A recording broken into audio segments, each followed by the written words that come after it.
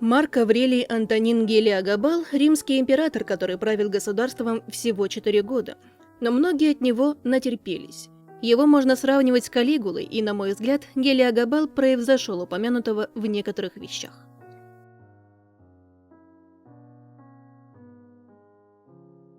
Жил император в период с 203 по 222 год.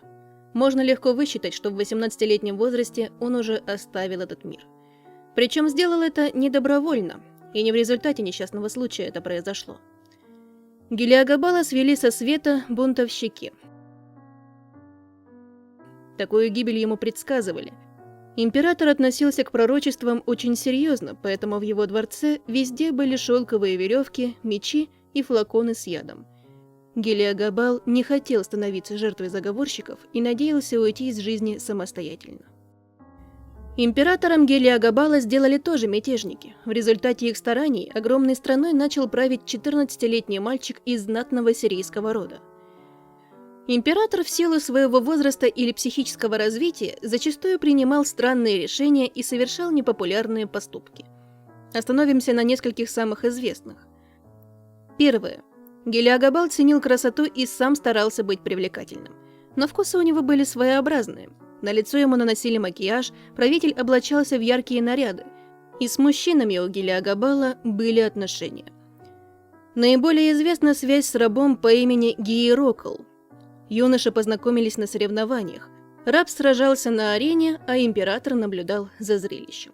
В какой-то момент Гиерокл оступился, упал на землю, и с него слетел шлем. Молодой воин думал, что его жизнь окончена, император не простит.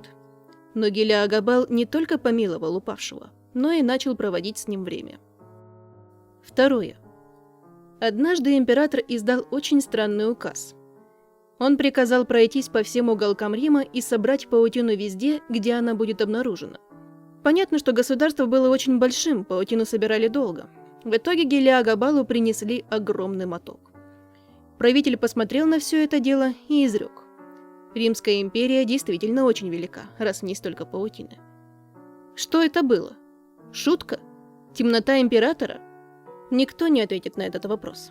У императора было много любопытных традиций. Во-первых, он любил усыпать присутствующих лепестками роз, причем фрагментов цветов было настолько много, что люди тонули в них.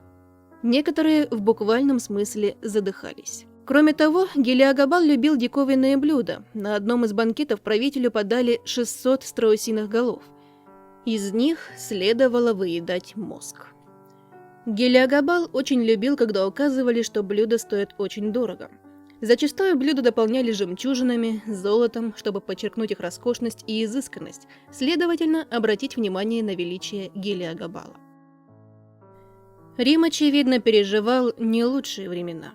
В итоге какой-то группе людей правитель надоел, против него возник заговор. Гелиогабала свели со света вместе с его матерью. О том, что Гелиогабал был не лучшим правителем, говорит то, что после его ухода в империи запретили называть мальчиков Антонинами. А теперь судите сами, кто же был безумнее, Калигула или Гелиогабал? Как минимум, они стоят друг друга. Прошли 1000 лет, а этих людей помнят. Это просто удивительно. Жаль, что прославились они не добрыми делами, а несколько иными вещами.